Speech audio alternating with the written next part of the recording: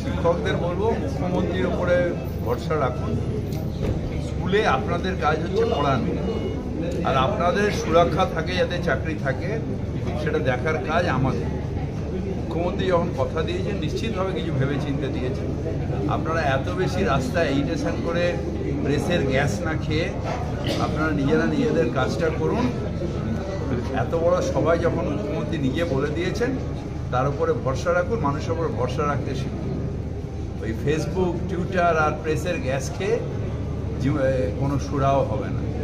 সুরা বাবা একমাত্র কি হবে না হবে, এটা যেহেতু কোর্টের অধীনে আছে, আমি এখানে স্টেটমেন্ট দিতে আসি, কিন্তু ভরসা রাখতে হবে মুখ্যমন্ত্রীর উপর। শিল্প শহরে অনেক জমি আটকে আছে, হ্যাঁ, অনেক জমি আবেদন করেছে প্রায় 2-3 বছর। সেটা একটা আছে, সেটা কিছু ওয়াটার বডি ছিল যেটাকে কনভার্সন করেনি।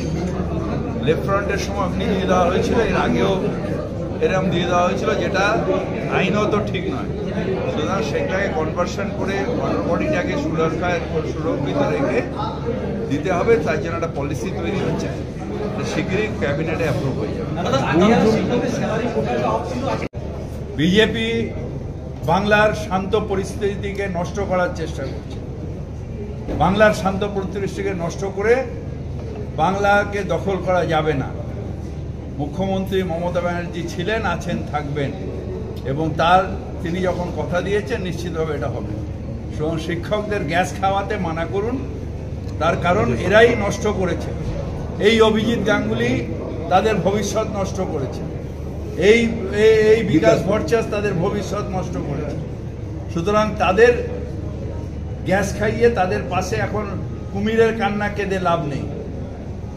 আমাদের মানবিক মুখ্যমন্ত্রী মমতা বন্দ্যোপাধ্যায় এটার জন্য লড়াই করছেন এবং করবেন, তার উপরে বিশ্বাস রাখুন। বিকাশ ভবন এবং নবান্নেও যেতে রাজি আছেন বললেন। এখন কোথাও যাবার দরকার নেই, স্কুলে যান। আপনাদের মুখ্যমন্ত্রী বলেছে স্কুলে গিয়ে পড়াশোনা করান, আপনি পড়াশোনা করান, বাদবাকি দায়িত্বটা ওনার উপরে ছেড়ে দিন।